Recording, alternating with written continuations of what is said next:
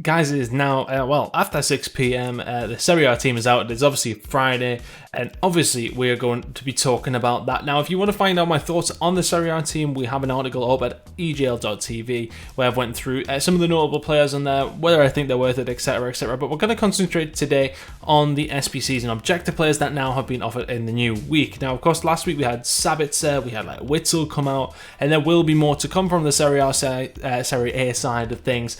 But so far, there is a couple that is worth talking about. Now, first and foremost, let's have a look at something that could interest a lot of you people who did the Flashback Militao, who I'm actually in the middle of doing myself. Flashback Allan. Now, he comes with an 88 and a 91.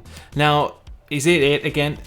The same advice will come that what I give for the Militao one. I wouldn't do this one. An 88 CDM at this time of the game is probably not worth doing. 91, however, it's not too bad. An 86 with a team of the week in there as well, an 85 with a team of the week, and an 80 with a team of the week isn't awful for Allan. Now, let's just have a look quickly at Footbin.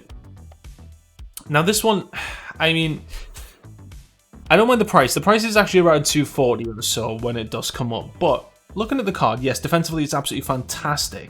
But a player I do want to actually have a look at to compare him to is Axel Witsel from last week. Now, Witsel cost about 130 or so, and this is all based on the PlayStation side of things as well, so bear that in mind. But look, I mean, Allan's coming in at around, what, 270? Witsel was 155. Let's have a look.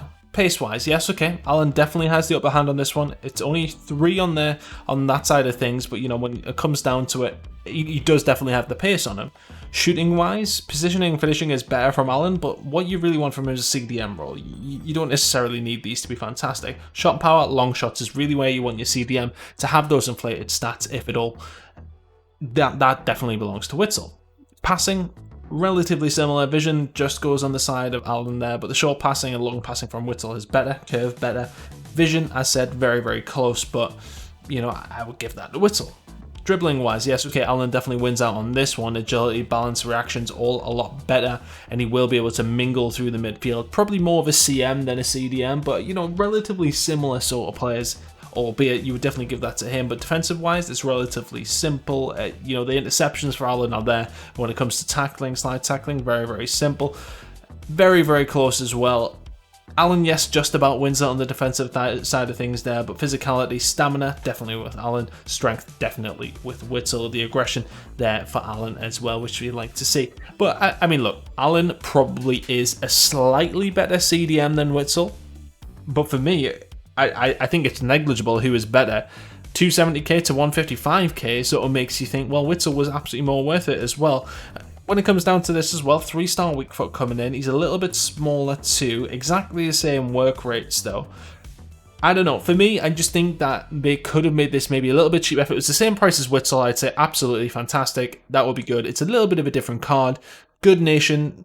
I will say that. Maybe that is an inkling as to why it is on that side of things. You know, 270k. It's a good 120k more expensive.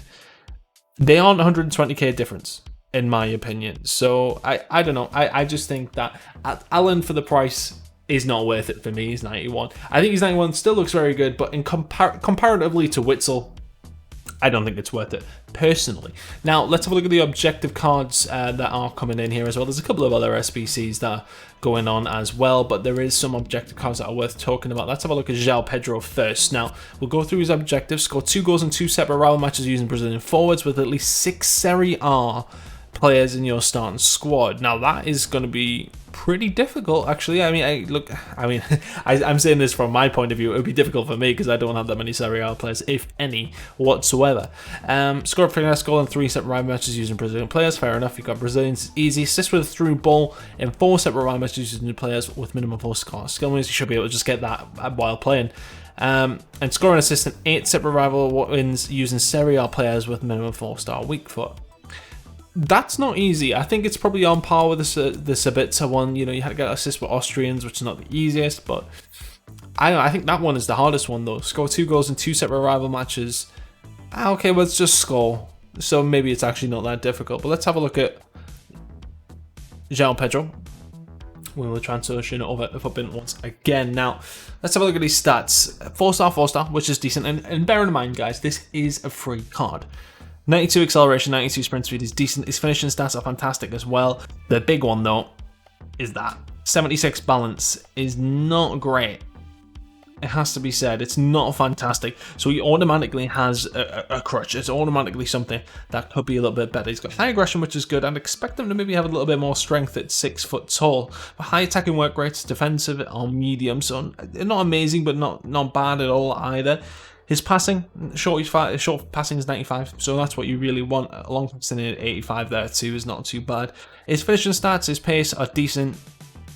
I think in terms of what has been available, personally, I mean, it's a massive, massive jump to his other items. From what has been available, I think this is the worst one so far, I would say. Well, okay, maybe there was Thuram in the community team this season. Laporte was decent enough in there as well, but in terms of the last 2 weeks, Reguilon, you had Sabitzer, both better cards than this by some distance, I would actually say as well. Traits-wise, okay, he's got finesse shot, but nothing really else to talk about as well. You have to whack an engine on him, that's what Footburn's saying. You do that, it puts up 86, it makes it okay. Look, don't get me wrong, it's not a bad card for a free card, but in terms of what we had the past 2 weeks, I don't think it is quite as good as the other ones that we have had.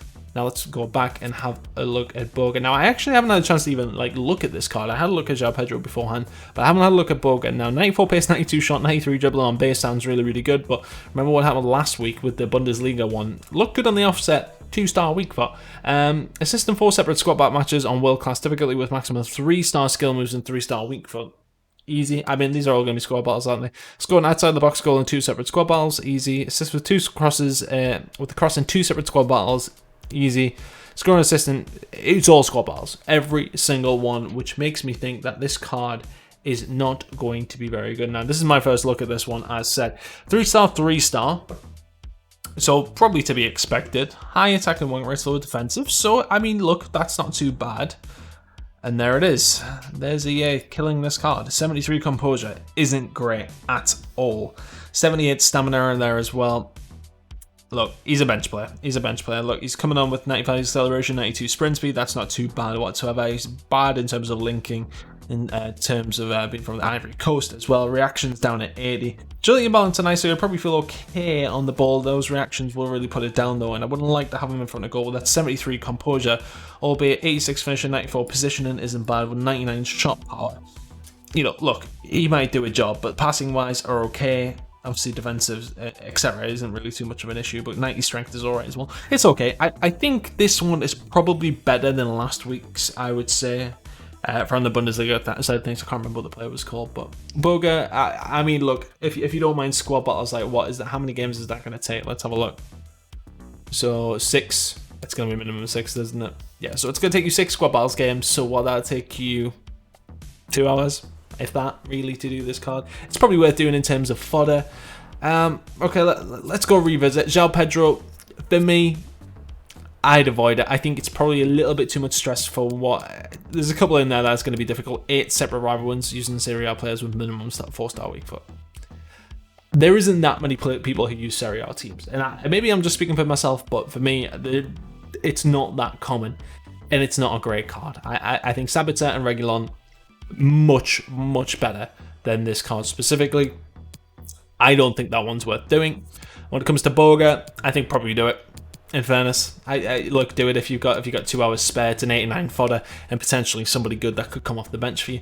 Then looking obviously towards the squad battles, looking at towards Allan again. Don't do his original one. Do the premium if you're going to do it at 91. Look, I said I don't think it's a bad card, but comparatively to Witsel, with how much Witsel cost, yes, okay, Witsel is Belgian. He's a little bit more difficult to link than Brazilian players, of course, but in terms of a value on face value for how good the card statistics and attributes are, I don't think that's personally worth it.